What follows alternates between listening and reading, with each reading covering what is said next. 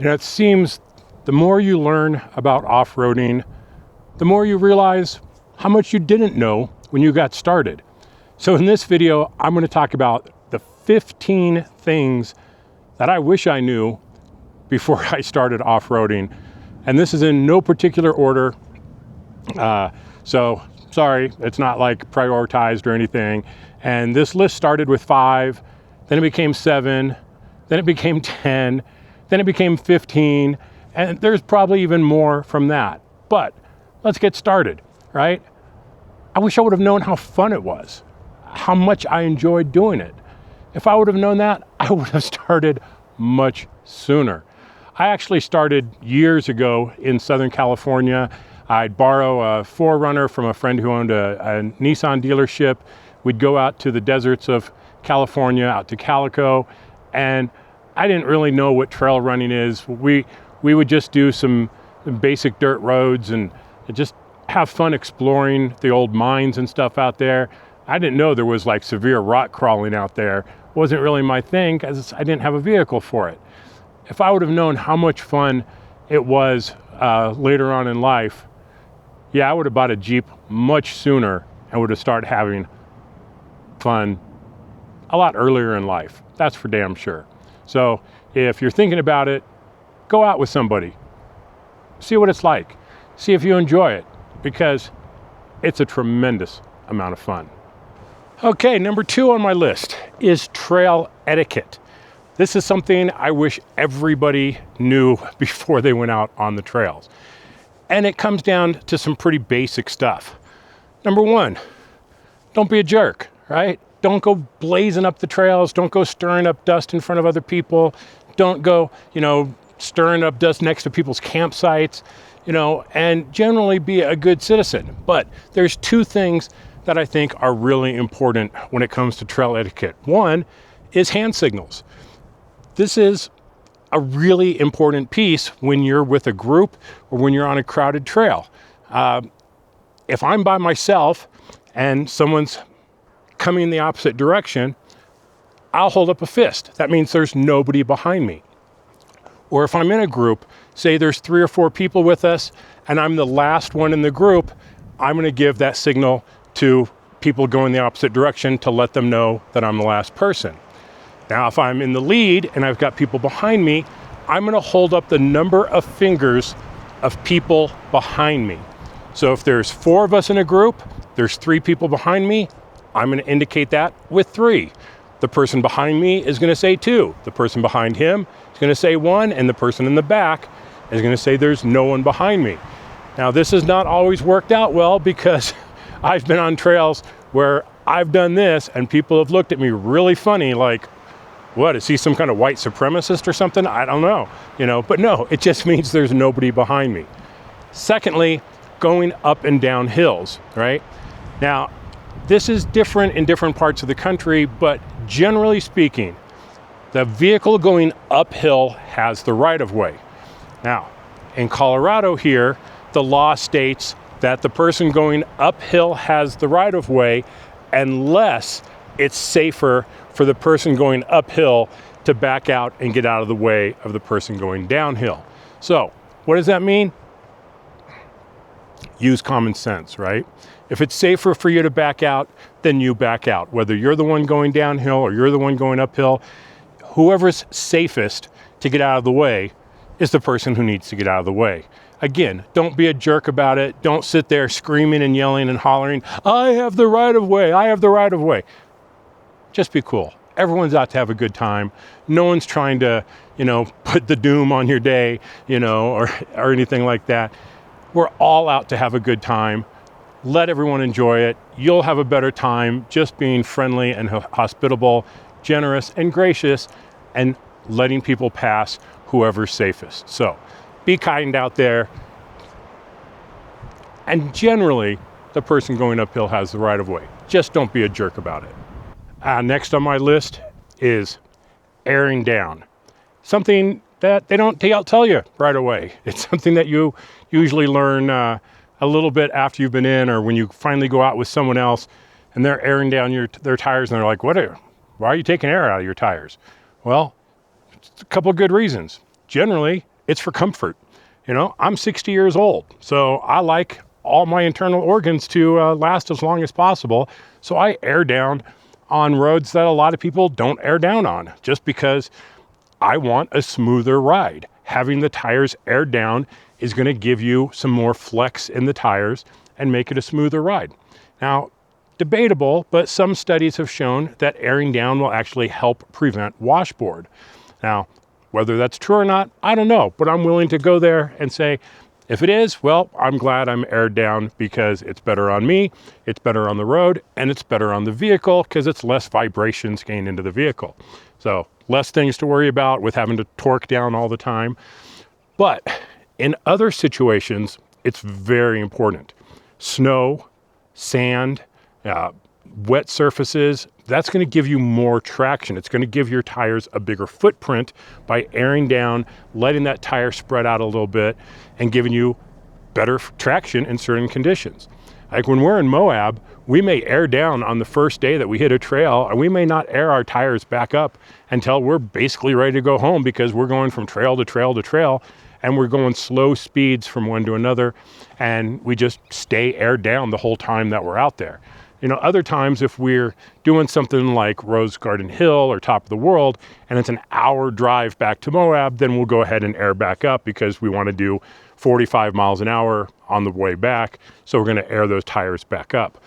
So you need some way of airing down your tires, and up above, there'll be a link to a video all about airing down, why you should air down, and some common tools on how to air down. I use EasyFlate equipment for the most part. And on all my tires, I now have anyway, Apex Performance valves. They're super good. I can air down the whole vehicle from 40 PSI down to 12 PSI in about a minute if I have someone going around taking the valve covers off first and putting them back on as I go around, like Katarina and I do. Makes for very fast airing down. Then of course you need to air up, so you need a compressor. Again, I use EasyFlate. I have their Moab air compressor with the Air Commander. I set it to the PSI I want. I let it start going, and then I can walk around, put all my camera gear away, take the dog for a walk, make sure everything is secure and ready for the drive home. So airing down can be super important. You don't always have to air down, but if I'm basically on a dirt road, I'm probably aired down. And if I'm on a trail, I'm certainly aired down. If it's rocky, I'm going to air down even more because I want more of that suspension benefit by having softer tires and giving me more shock absorption when I'm driving. So, airing down, big important lesson for people getting started. All right, my next one, this may be a little controversial here, but I'm going to talk about lift kits, right? First off, do you even need a lift? If you just want to put a lift on so you can have bigger tires so that it looks cool, go for it, right? And then it doesn't really matter what lift kit you're going to go with. If you're just a pavement princess and all you're ever doing is forest roads or something, or you're never even hitting pavement, get whatever lift you want. It's not going to matter. But if you're out hitting trails, you want something that's going to move freely, that's not going to bind up, that's going to give you the maximum amount of articulation. You're going to go with a name brand. And by name brand, I do not mean Mopar, okay? The Mopar lift was the single biggest mistake I made while building the JL. The bushings in there are like hockey pucks. They don't give you a lot of articulation. They bind up very quickly. The springs were like riding on cinder blocks, and the shocks wore out very quickly. Now, I do understand that they've upgraded from the Fox 2 shocks to some Bilstein shocks, which are supposed to be better, but still, the component's just not as good as a Metal Cloak or a Clayton or a JKS or, some of the other brands that are out there. Do your research. If your concern is, well, I don't want to void my warranty, well, you're only voiding the warranty on those parts, not the engine, not the transmission. It has nothing to do with the lift. So don't worry about that. It's not an issue. The next thing about the Mopar lift is that it's incomplete. It does not come with adjustable track bars. So once you lift up, as you lift, the differential is going to move or the whole axle is going to move because of the geometry change. If you don't have adjustable track bars, you can't put the tires back in the right position. Now on a 2-inch lift like the Mopar lift, you're only talking a 1/2 inch or so, but the tires are not going to be straight. It's going to look funny if you really take a look at it. So I do not recommend the Mopar lift. Go with the name brand. Our JL has Metal Cloak. Our Gladiator has a Clayton lift. Those are some good products, but also, like I said, JKS, Rock Crawler. There's a number of fantastic lifts out there. Talk to your shop. Go to the guys at your shop. Tell them what you want to do, the types of trails that you want to do, and let them recommend a good system that they're comfortable installing and that they know has given their customers great performance. But Mopar, not going to be the one for you.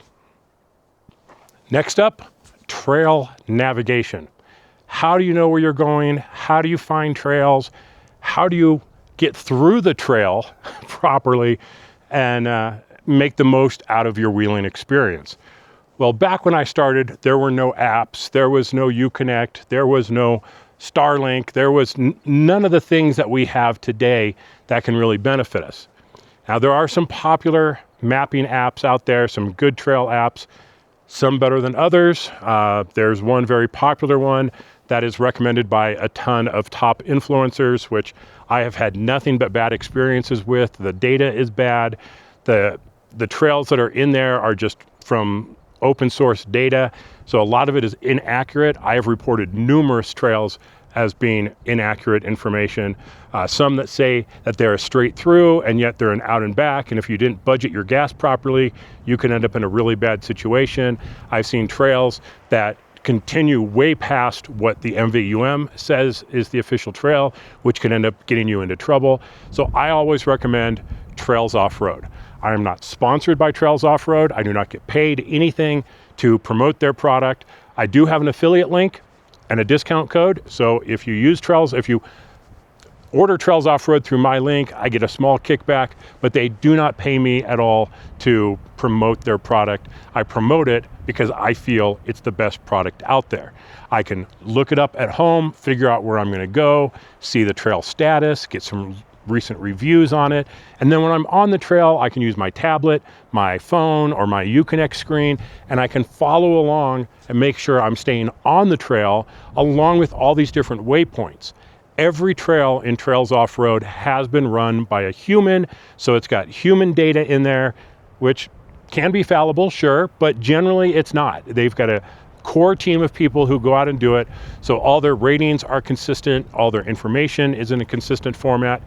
You know what you're going to get when you're using Trails Off-Road. So check out the link if you don't have it already, and I think you'll enjoy it. Now, remember, this is my list. It may not be your list, but this is my list, right? So I get to pick what's on the list. And one of the things on my list, which may not be for everybody, but it is for us, and it wasn't at first. Catarina fought me on this one for a long time, and that's a 12-volt fridge. Plugs into a cigarette lighter, so you can run it off the car, you can run it off a power station. There is nothing better than being able to pull your stuff out of a fridge. It's not soggy because it's been sitting in ice. On a long trip, you don't have to like factor in where you're going to stop to get ice. And I'll tell you a little story, right? We were out on a trail with our friends Dana and Philip, and up, I can't remember what trail it was. I think it was Kingston Peak or something. And it was a hot day. And in Colorado, you know, hot is relative, but it was probably in the upper 90s. It was a very hot day. We were sweating. Now, we had plenty of water. We had our cooler with water in it. And they reached into their fridge and they handed us a bottle of water. So what, you say, right? But it had those little ice crystals all around the top. You take a drink of it.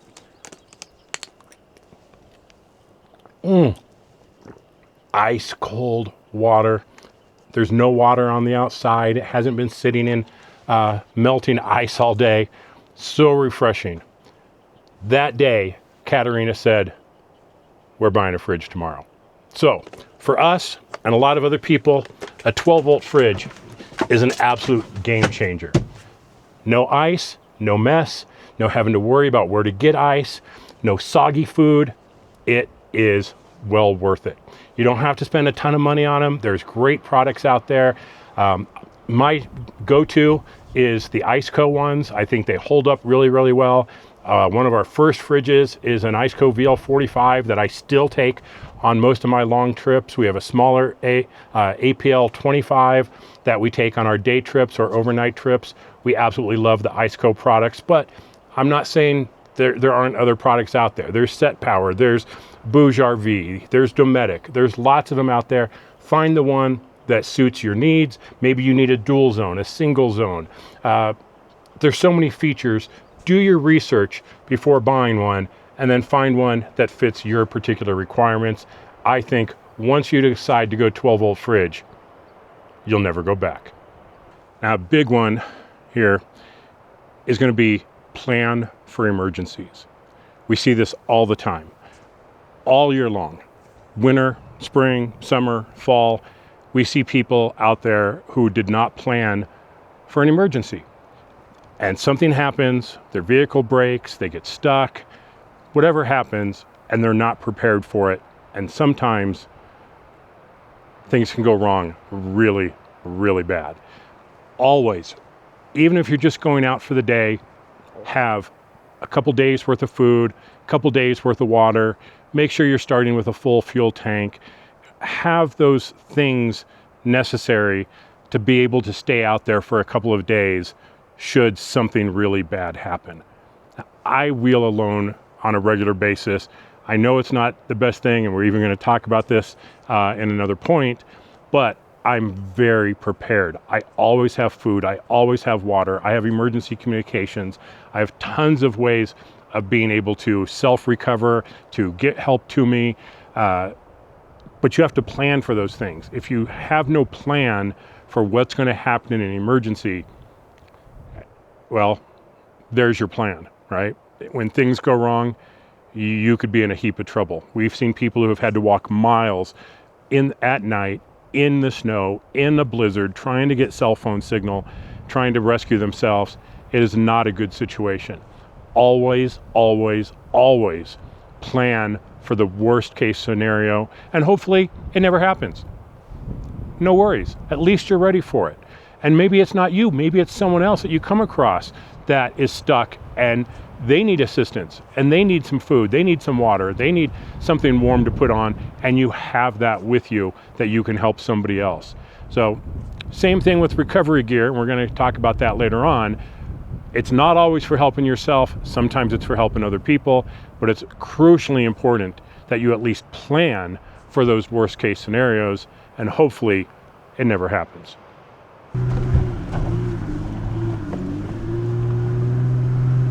All right, I'm going to give you a healthy dose of do as I say, not as I do. And in this one, don't wheel alone. I mean, there's a time and a place, and when you have the experience and the know-how and the tools and the gear and the emergency supplies and all that, you can go solo safely. For the vast majority of people who don't have all that, it is not a good idea to wheel alone. It's always better to have another vehicle, whether it's to recover you or you to recover them or to get you to a hospital if something happens. There's so many reasons why having another vehicle with you is super, super important. You could end up getting lost. Who knows what could happen? Your battery could die. So many things can go wrong when you're out there. Now, how can you wheel safely by yourself? Well, experience, emergency communications, all the recovery gear, all the other things we've talked about already, and some that are still going to come up. You need to be super, super prepared to go solo. And when you're starting off, you're not prepared for that. And you can end up getting stuck. You can end up getting into trouble. And in those cases, you should definitely not wheel by yourself. Now, if you're in Colorado, you have no excuse. On Facebook is the Colorado Off-Road Trails group. I founded that a couple years ago with my friend Dewey Jones from Colorado Mall Crawlers, and we have over 28,000 members, coming up on 29,000 right now. If you want to go wheeling somewhere, You make a post. You're like, I want to go do this trail on Saturday. You will get people who will go with you. I've never seen it not happen. Maybe when it's just too stupid to go out in the winter when everything's covered in snow and people just aren't into snow wheeling, maybe. But on a day like today, there's tons of people out wheeling. It is beautiful, and there is no excuse not to be able to find somebody to go wheeling with. Wherever you're at in the country, go on Facebook, find a local group, hook up with them, and you will find people who will go wheeling with you. It's never a problem. It's a great way to get experience. It's a great way to learn technique. It's a great way to learn spotting. It's just better and safer overall. So yes, I know I go wheeling solo quite often, but I'm super, super prepared for it.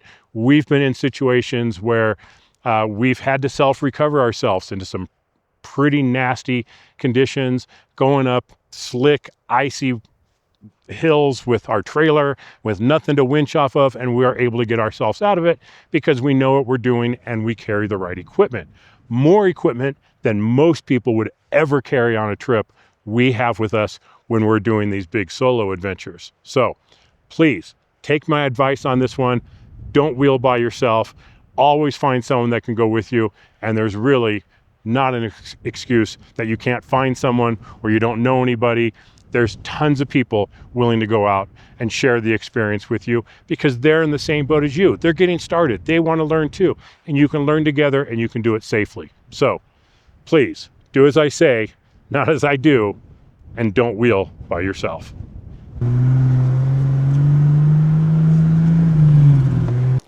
Okay, this is one I really wish someone would have told me about earlier. Probably saved me some money early on. And that's, don't buy a high lift jack or farm jack, whatever you want to call it. Most people, the vast majority of people, do not know how to use a high lift jack properly, nor do they even know what it's actually for. I see high lift jacks bolted all over the place on different Jeeps out there, and I guarantee you the vast majority of those people have never used it because they don't know what it's for.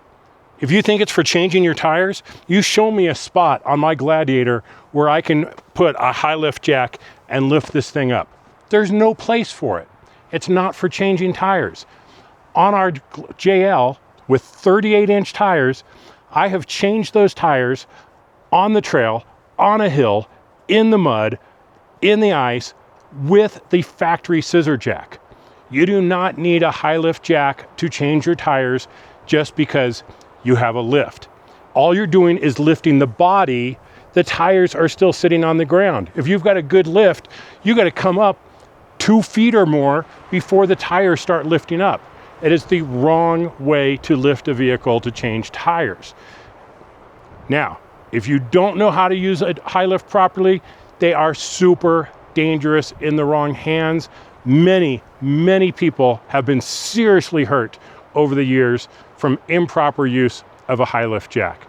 So please, if you think that you need one for changing your tires, save your money. Put it back in the garage. It does not belong on your vehicle for the extra weight that it incurs. What are they used for? Well, we use them for recovery. We use them to lift up a tire so that we can put rocks under it or a traction board under it.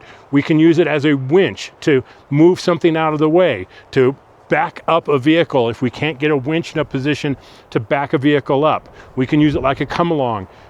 Not the best thing to use for it, but hey, in an emergency, it can really be a game changer and can be super useful. But you need to know how to use one. Let me put it this way. If you want to have a high lift jack and you want to be able to use it properly, get trained on it. Not online training, not watching people on YouTube, get actual training. If you're in Colorado, call On Trail Training. The guys over there are experts. They show you how to do proper recovery, self-recovery, recovering other people, and how to use a high lift jack properly. Please save yourself not only money, but save yourself from getting into a dangerous situation by trying to use a high lift jack where it's not appropriate. Get proper training. On Trail Training, I highly recommend them. They're fantastic guys. Many people here have gone through their training and are way better off for it. So don't buy a high lift jack because you have a lift and you think you need to change tires. That is the wrong reason. It is absolutely incorrect. Anyone who told you that is just a fool. Do we take a high lift jack with us? The vast majority of the time, the answer is no, because I know I'm not going to need it. If I'm going someplace where I've never been before, where I don't know what the conditions are, like when we did the Wyoming BDR, we knew we were going to get into some pretty sketchy places where I might not be able to use the winch, but I can use my high lift jack with my Pole Pal, another tool that most people don't carry. In fact, hardly anybody, nobody I know other than recovery teams carries a Pole Pal. We carry one when we're out by ourselves because you never know the situation you're going to get into. So high lift jack can be a great tool in the right hands, but don't buy one just to accessorize your vehicle. It's not the right tool. It's just adding unnecessary weight to your build out. So that's my take on high lift jacks. Okay, one more. Here we go. We're still going on our list. And this time, talk about CB radios. Now, I started wheeling here in Colorado about 6 years ago. I bought the Jeep and started wheeling, started going out doing stuff. My friend Josh bought a Jeep. So what's the first thing we do? We buy CB radios. Nice Cobra 29 LTs that are all peaked and tuned, top of the line, best CBs you can buy. And that's how we communicated, because it was just the two of us going out.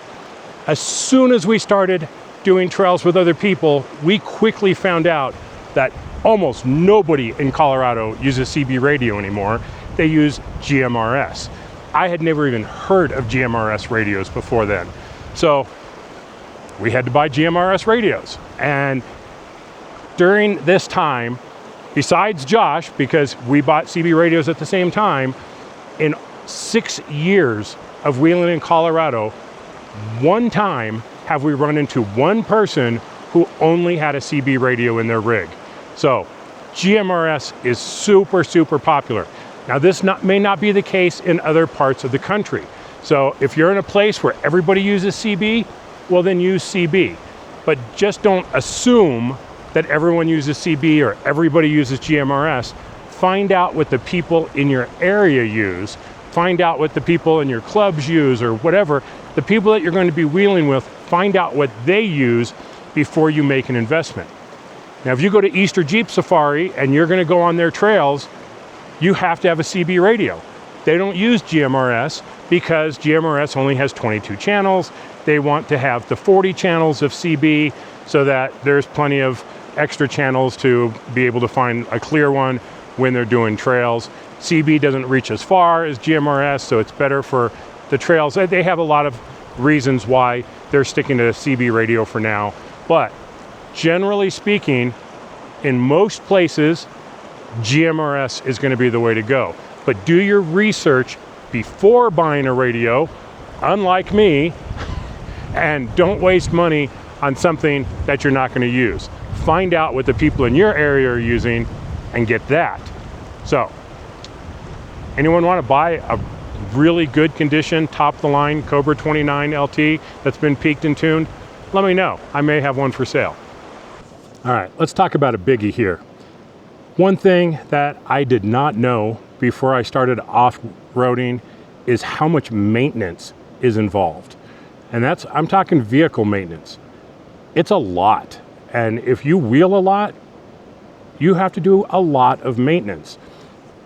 Rocking down washboards, bouncing off rocks, going down rocky trails, it's going to loosen things up. So on a very regular basis, I'm underneath the Jeep or I have it at the shop for something else and I have a complete torque check done. All the control arms, the shocks, all the steering components, everything underneath that can be torqued down gets torqued down. Now a good tip is to get a paint pen. And once it's torqued down, you draw a line from the head through the washer onto the frame or wherever, the mount, so that you can just get underneath and look, and if that paint mark has moved, then you need to torque down. If the paint is all in a straight line, you know that it's torqued down properly. So maintenance, very, very big. Check your lug nuts, make sure they're torqued down. Your air filter, your cabin air filter, all those things require regular maintenance. And the more you wheel, the more maintenance you have to do. And we wheel a lot, so I do a lot of maintenance.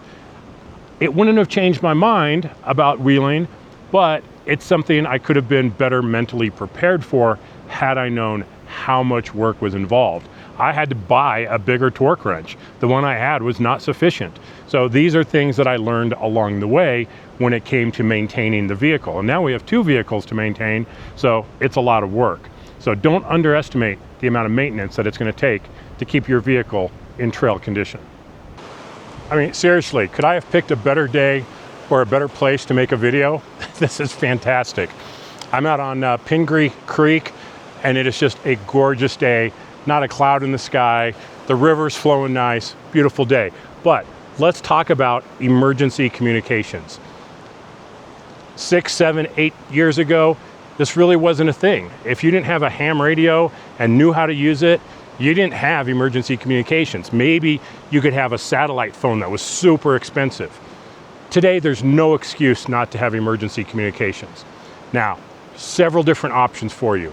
Now, for years, we have kept a Zoleo satellite communication device with us. One button, it calls SOS, alerts emergency responders. If I'm connected to my phone, I can text message, I can send people my location, I can check in, I can communicate with people no matter where I'm at. Nowadays, we don't need the Zoleo anymore. My iPhone with T-Mobile has direct-to-cell communication, so I have text messaging anywhere that I'm at. I can send someone my location, I can request help, I can also text 911 and get emergency response, and I have Starlink. So I can make phone calls, I can look stuff up, I can get help if I need to, I can make phone calls, FaceTime calls, whatever I need to do. Emergency communications are vital when you're out on a trail.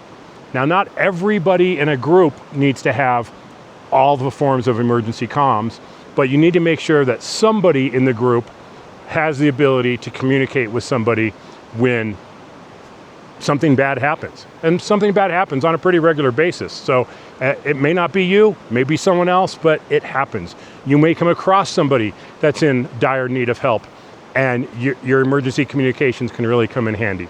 So a Zoleo, an InReach, a SpotX, a current iPhone that can do the text messaging via satellite, a Starlink, something that you can get emergency help when you need to, when you're out in the middle of nowhere.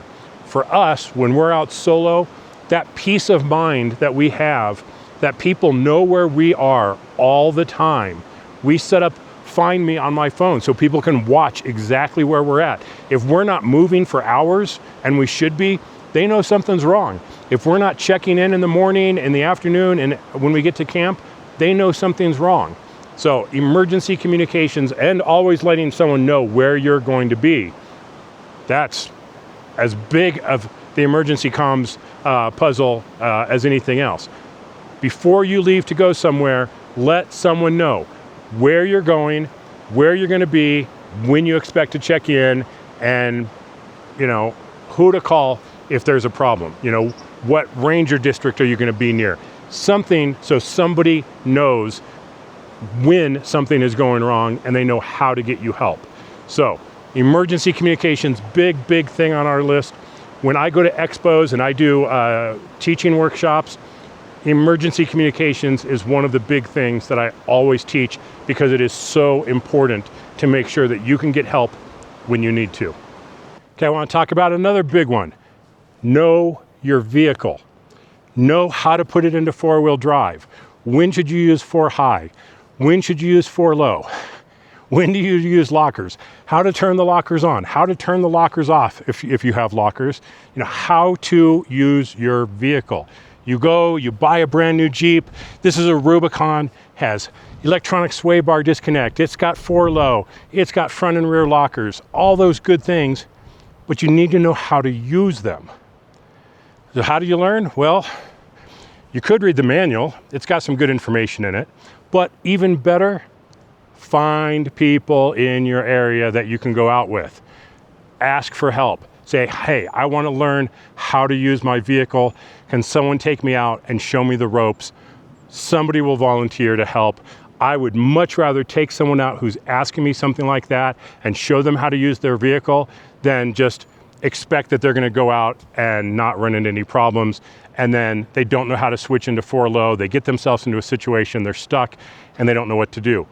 Learn your vehicle. It's super important. There's not that many features on it that you need to know, but the ones that you do need to know, you really need to know how to use them and how to engage and disengage each of those features and when they're appropriate to use. So there are some good videos on YouTube about when to use 4-low, when to use 4-high, when to use your sway bar disconnect. There's some good videos online about that, so you can check some of those out. But again, experience is, huge, and going out with people who have experience and are willing to teach you will get you a very, very long way. Well, I hiked up to this lake, and all I got was a puddle. Sometimes things just disappoint you. And that brings me to my next point. Buy once, cry once. It's an old saying, and it's very appropriate. Don't buy cheap stuff that's not going to last, that's not going to hold up, that's going to wear out quick, that's going to break, that you'll just replace later. I know times are tough right now. The economy's not that great. Prices are going up, tariffs, things like that. Things are getting a little bit more expensive, but it will pay off in the long run to save up a little bit to buy good quality components rather than let your budget dictate what you need to buy now. I mean, if you need something, you need something. But if it's like, well, I just want to do a lift, I can save a bunch of money on a Mopar lift. So what happened to me, right? And I got it for half price from somebody, and I just wasn't happy with it. And every single component has been replaced at this point. Had I just spent the money up front to do it right, I would have saved myself about $2,000. That money could have gone somewhere else. It could have gone on steering components. It could have gone on who knows what. A lot of other things got spent money on that $2,000 could have gone for. And in the end, what did I save? Well, nothing, because I had to replace everything down the road. So I had to spend twice. I bought some very inexpensive inner fender liners. They wore out. They just started rattling and clanking. I couldn't get them tight. Had to replace them over time. Originally I bought some cheap tires. They didn't last very long. I had to buy more expensive tires that lasted twice as long. So there's a lot of things that you can spend money on that are just, well, let's face it, a waste of money. I hate to say it, but I know the phrase is way overused, but cry once, buy once. And anytime that something comes out of my mouth where I'm like, well, maybe we can do it this way and it'll save some money, Katarina will say, you know what you taught me? Buy once, cry once. Let's do it right the first time and be done with it and never have to worry about it again. It's a simple saying, but it's a powerful saying, and it will save you money in the long run. Maybe do your research first before trying to hike up to a lake that doesn't exist anymore. There's that.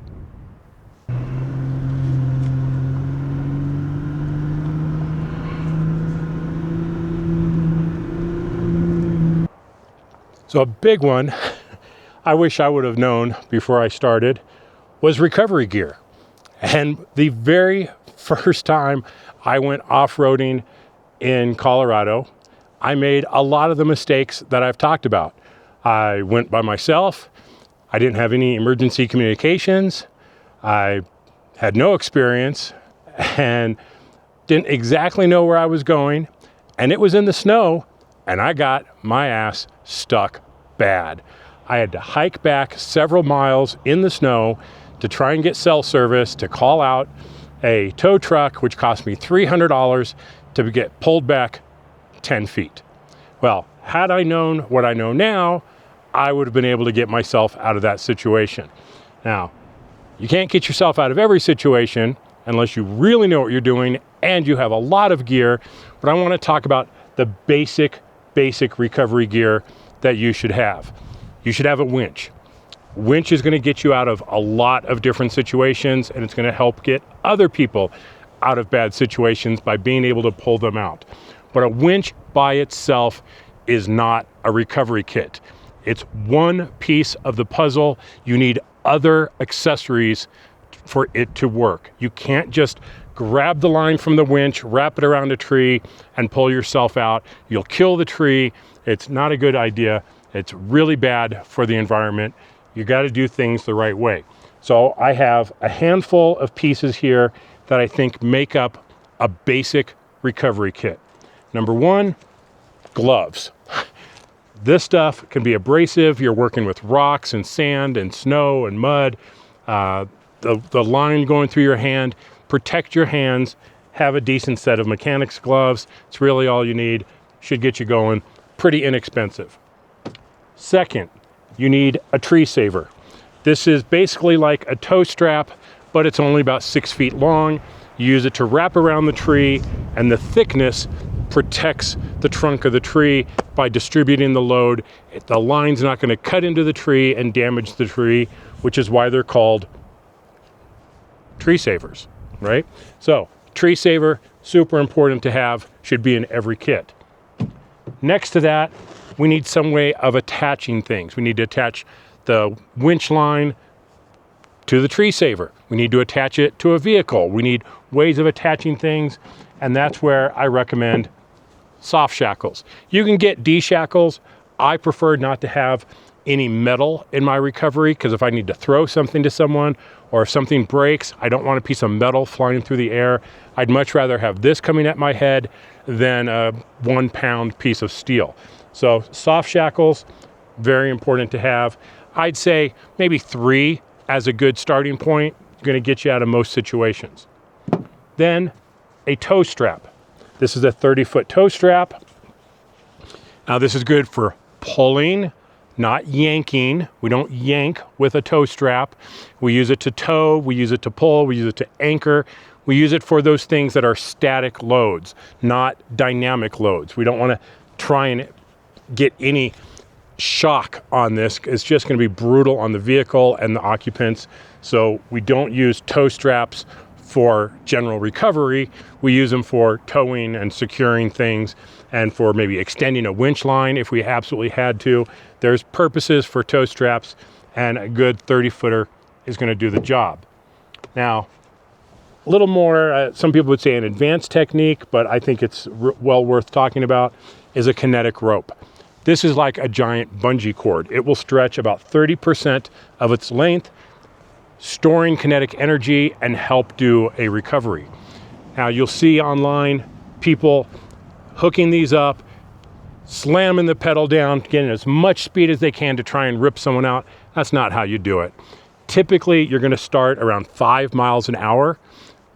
Nice gentle pull. As long as the vehicle that's doing the pulling has some traction, a nice gentle pull, this will stretch, and then it'll start to release the energy and help get that vehicle that's stuck out of the stuck situation. If 5 miles an hour doesn't do it, try 7, try 9, try 10. Don't try 30, all right? If you're having to get to 25 miles an hour, you're using the wrong tool. You should be using a winch. So kinetic ropes, really good. I don't recommend snatch straps. They look like a tow strap, but they're stretchy, but they're only good for about 10 or 12 pulls before they just become a tow strap. A kinetic rope can be used many, many, many times. It's what they're designed for. Now, another piece that I carry, and I think most people should carry, is a hitch receiver recovery point. So if I get to a vehicle and they don't have any good recovery points, but they do have a receiver hitch on there, I can put this in there, use it as a recovery point, put my soft shackles in here, and use that to tow them backwards. The Gladiator here has hooks on the back. I don't really care for that because it can come loose. So I will put this in my receiver and use it as a recovery point. So very good tool for my vehicle or to put on another vehicle that I'm trying to recover. So recovery kit shouldn't cost you hundreds and hundreds of dollars. You can get started with a basic kit like this and get started. Now, choosing the right recovery gear. If your gear is not rated, don't buy it. You know, if you're seeing stuff online and it doesn't have on here somewhere what it's rated for, this one, working load limit, 10,663 pounds, braking strength, 31,518 pounds. If you don't see a label like this on that gear, do not buy it. It's not rated. It can break and cause even more problems. Buy good quality gear. And you can get good quality gear relatively inexpensive these days. But companies that I recommend, Yankum Ropes, Warn, Factor 55, Go Rhino. There's a number of good quality brands out there. Just make sure that the products are rated before you buy them so that you're getting good quality gear. Now, having the gear is only part of the equation. If you don't know how to use it, well, again, you can cause more harm than good. Go out with people, find online classes, find classes in your area. Here we do local Jeep, not Jeep, but 4x4 meetups all the time, and there's people doing free recovery classes there. You can take an in-person class like On Trail Training. They do a great job of teaching you how to use these tools. So get the tools, learn how to use them, and be safe out on the trails. That's my 15 things I wish I would have known before I started off-roading. I hope this helped you. Hope it helped somebody out there. If it did, let me know in the comments. And if you have something that you wish you knew before you started off-roading that I didn't cover, be sure and mention it in the comments because it's going to help other people as well. And what are we if we're not a community that's trying to help each other? So thanks for watching, everybody. Big thank you to all the subscribers, all the Patreons out there. Please help us hit our goal of 50,000 subscribers by the end of the year. Hit that subscribe. We really appreciate it. And as always, be safe out there. We'll see you on the trails.